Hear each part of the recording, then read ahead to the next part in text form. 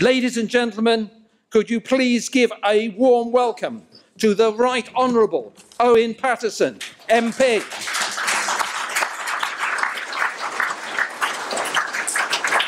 Very briefly, I'd like to give a summary and tell you where I think we are at the moment. I've been described or lumped in with people who are extremists. We had Nick Robinson on the Today programme yesterday talking about Brexit ultras. I've been described in the Chamber of the House of Commons by the most senior MP there as a member of the Conservative equivalent of Momentum.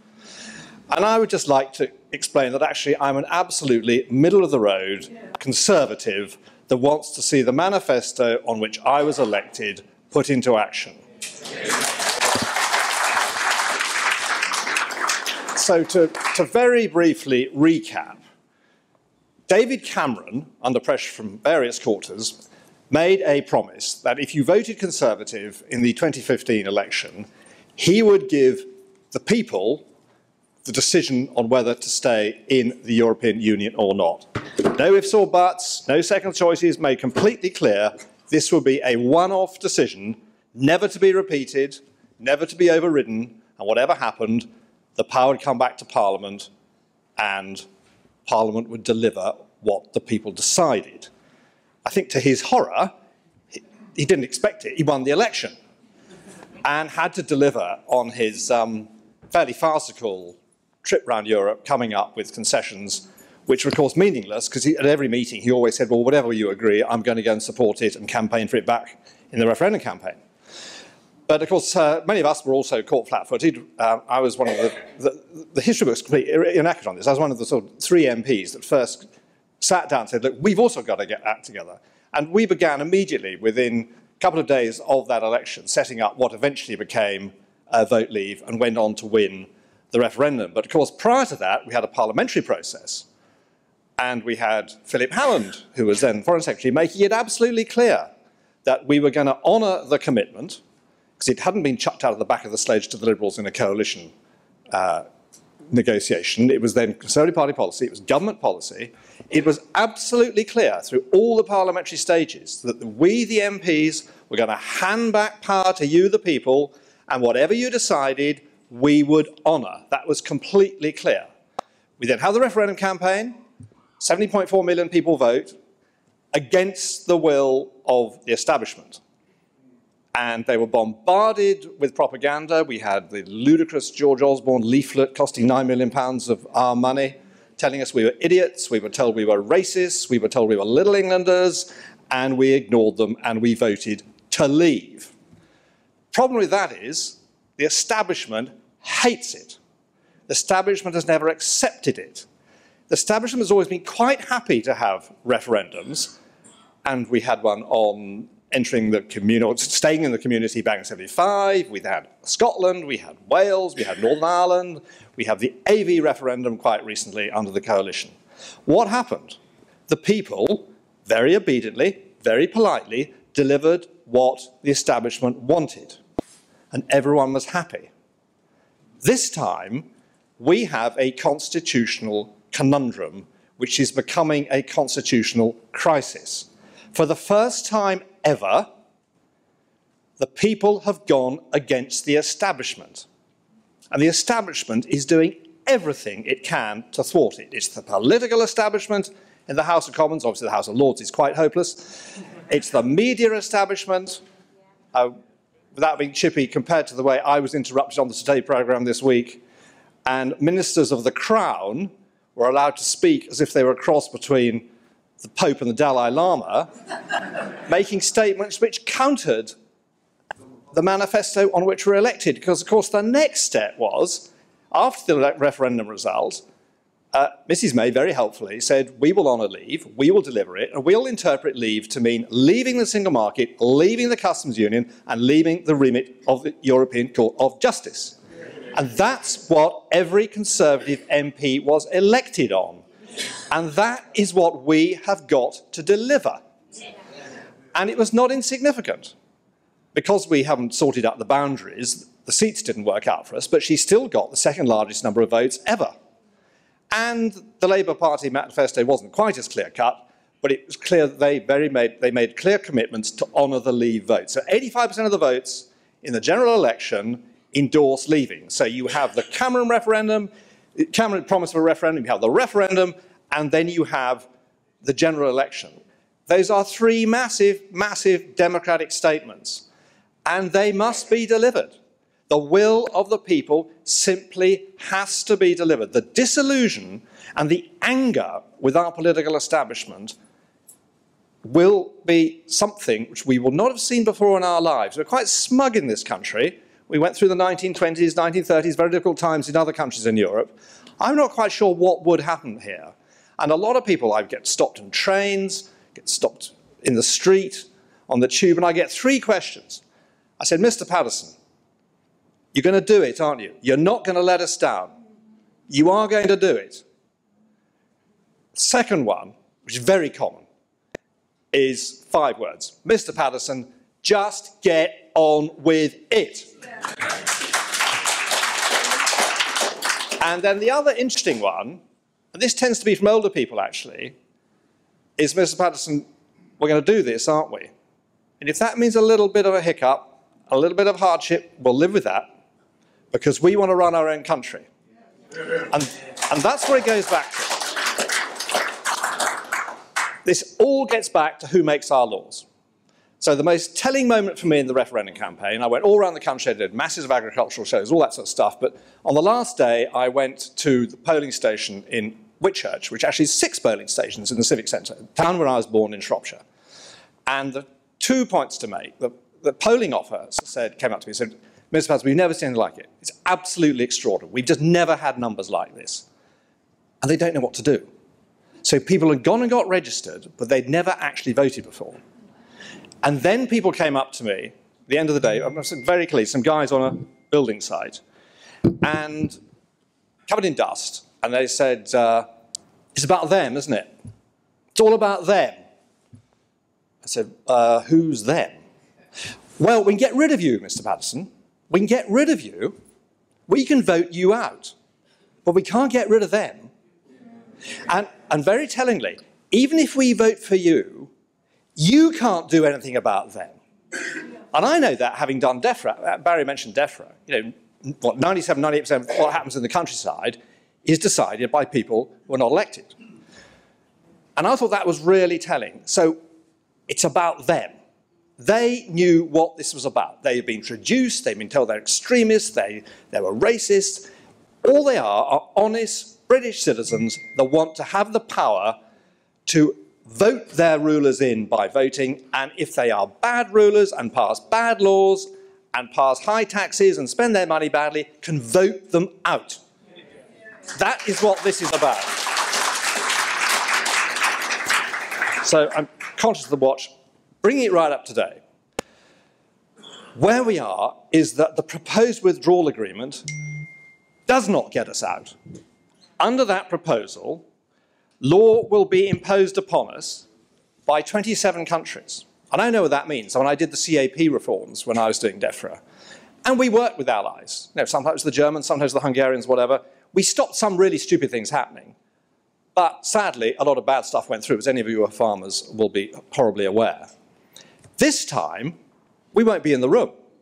27 countries will cook up law. It will be imposed upon us. There's no mechanism to stop it.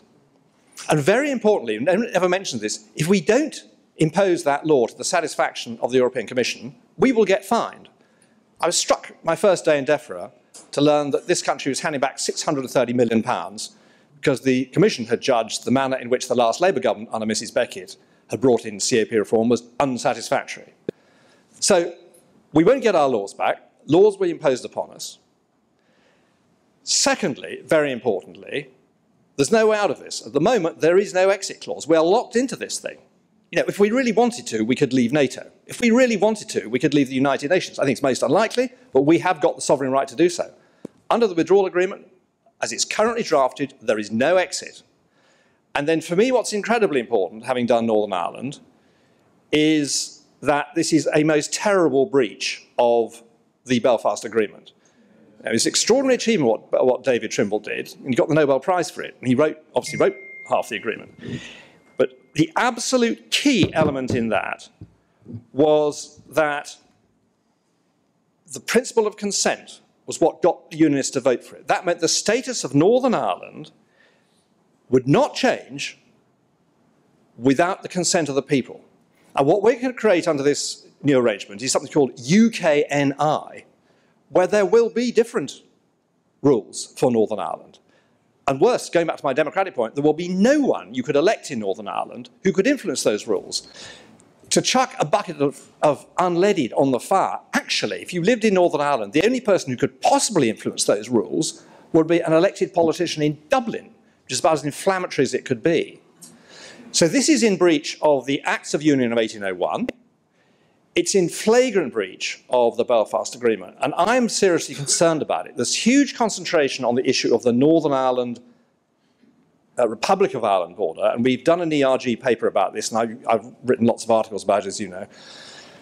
And very simply, that consists of 5% of Northern Ireland's sales go south, 1.6% of the Republic of Ireland's sales go north. And currently, there is a border.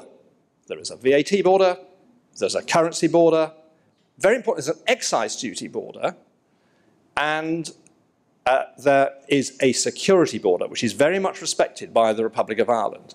And it all happens with nothing on the border. We had a border, we tried to have a hard border during the Troubles, we had 27,000 armed troops and armed police, and it was impossible to police. The border works perfectly satisfactorily today with electronic systems. And I've worked very closely with very experienced customs officials from Holland, an organisation called Clecat. They represent 19,000 freight forwarding customs transaction organisations and businesses. They handle 80% of Europe's customs transactions. They know a little bit about customs. And two things. One, they are confident we can extend existing processes, which work at the moment, like transit and traces and the recs on rules of origin. That could work on the border.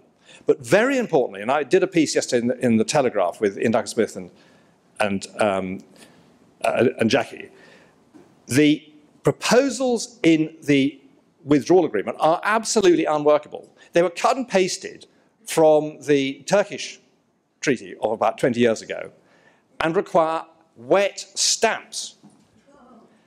That means 255, this according to the NAO said this, 255 million pieces of paper with a wet stamp. And our customs guy think this is completely, absolutely extraordinary. It's beyond archaic. It's the sort of thing that happened, as I said in the Commons yesterday, in the Ming dynasty. It's unworkable. And I've been part of this working group on alternative arrangements because, don't forget, the Brady Amendment said that the backstop has to be replaced by alternative arrangements, and I've been leading this with civil servants. It's fascinating that senior civil servants have told us, we know perfectly well this is unworkable. The Commission knows it's unworkable, but we'll somehow work it through. Well, that's just dandy. Why not work our proposals through, which are not absolutely smooth sailing either, because the only way to leave nothing unchanged, you don't change anything at all on the Irish border, is you stay in the customs union, you stay in the single market, you effectively stay in the European Union. That's not going to happen. So ours is the only show in town, and we're still working on this, and the very latest news is that Steve Barclay has got the European Union to agree it's called a task force to work this up into a proposal. Now, if we could get that through, that would just change everything, because that would change the whole nature of the agreement, and that would be a basis to go forward to some sort of free trade agreement. So where we are up to is we had yesterday more kicking the can down the road. Don't be under any illusions. Those who want more time do not want the UK to leave the EU. It's a very simple message. Don't be under any illusions at all. And I think where we are is there is more time. Don't forget, the law of the land is very simple. The law of the land is that we will leave at 11 o'clock on the 29th of March. That law has to be changed. There has to be a vote in Parliament. All these exciting motions, the Grieve amendments and the Spellman against no deal, they're very interesting and nice to haves. They don't change the law of the land. And that is what we must stick to deliver the promise to the 17.4 million.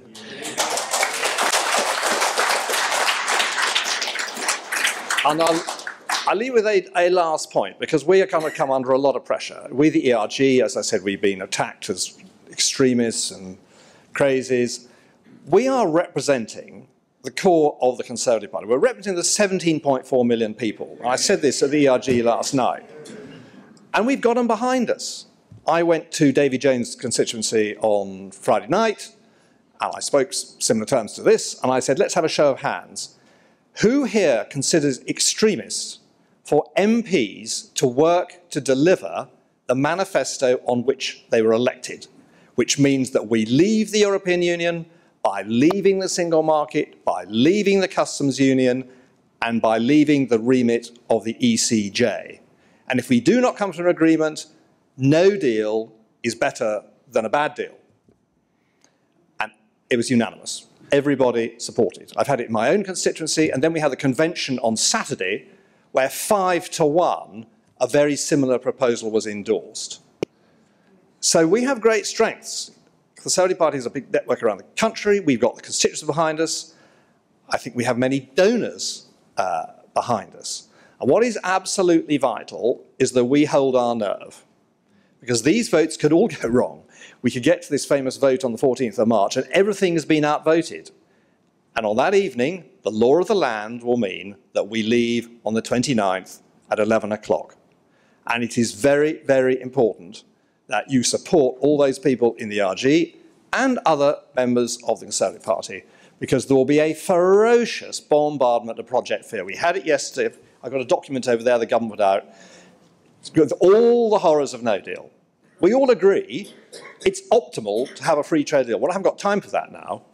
So what looks like the only certain option is to leave with no deal, which will then trigger, I would hope, negotiation on a free trade deal very rapidly. And there is this concept of GATT24, where if two entities are in the process and have shown real genuine commitment to working towards a free trade deal, and there's got to be a proper exchange of documents, there's got to be serious intent on both sides, you can trigger GATT24, which is actually GATT24 5C to be really techie, and that says everything stays the same. Zero tariffs, zero quotas for, quote, a reasonable time, which can be up to 10 years.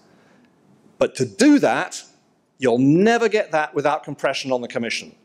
They think they've got us cold. You've got to keep no deal absolutely live. That is fundamental.